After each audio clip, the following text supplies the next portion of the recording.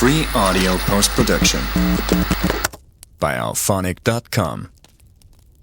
Welcome to Our Weird World, where each week we gather around the bonfire to uncover the world's most fascinating legends and mysteries.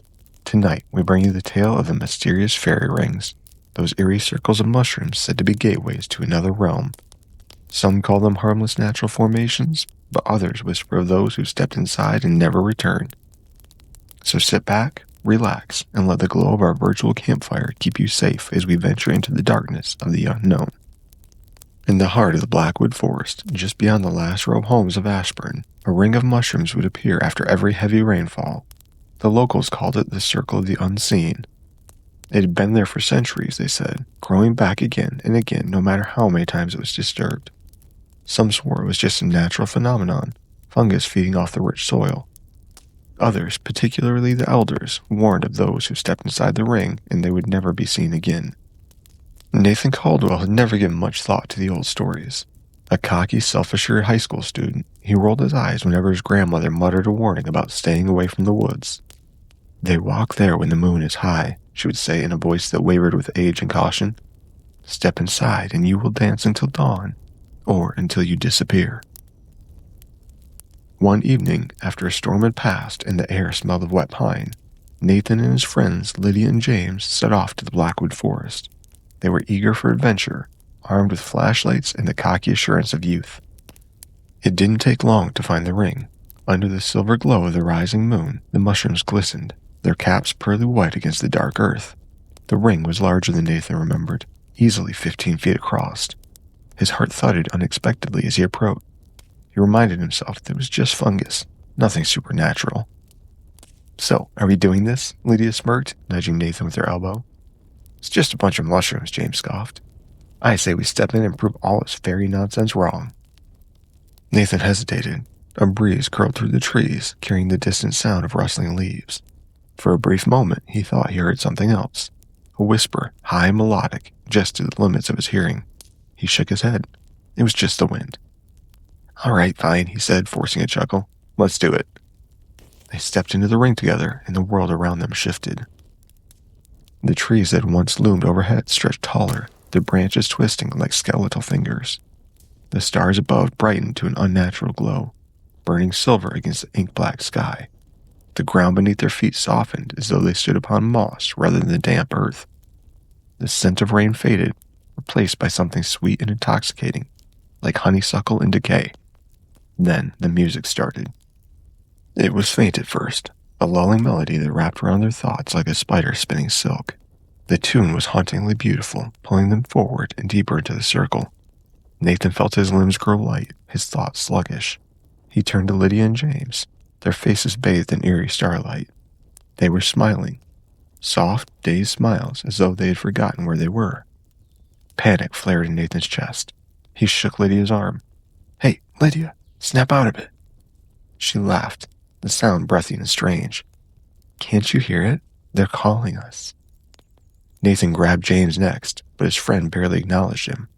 James's feet began to move in slow, rhythmic steps, as if he were following an invisible dance.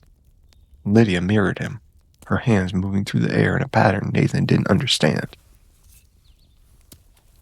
His breath came faster. No, this isn't right. We have to get out." A shadow flickered at the edge of his vision. Nathan turned sharply, his stomach twisting into knots.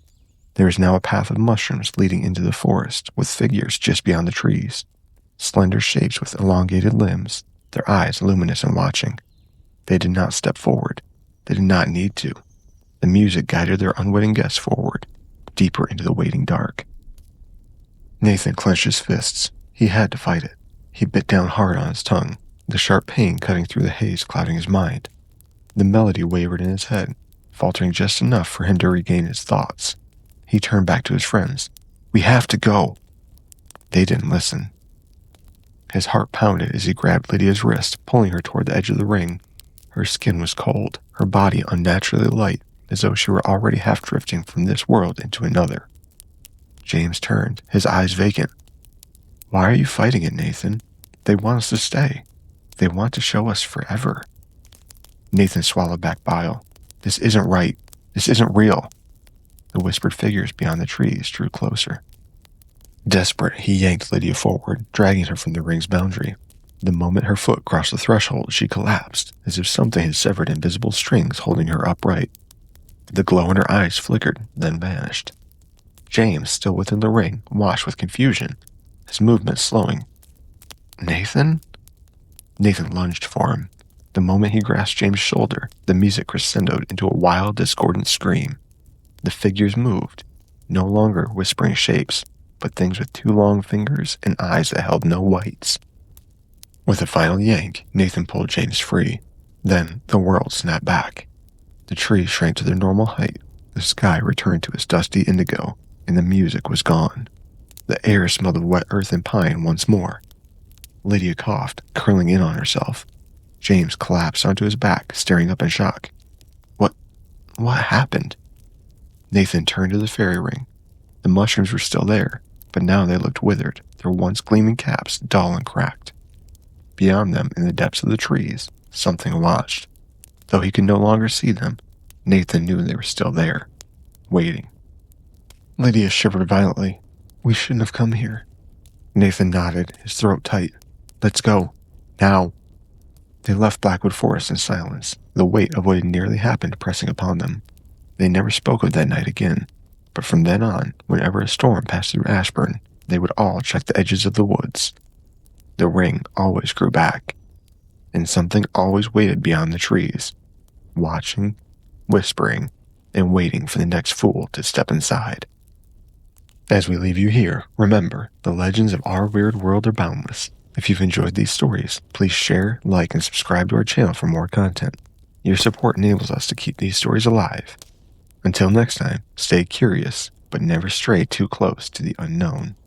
Free audio post-production by Alphonic.com.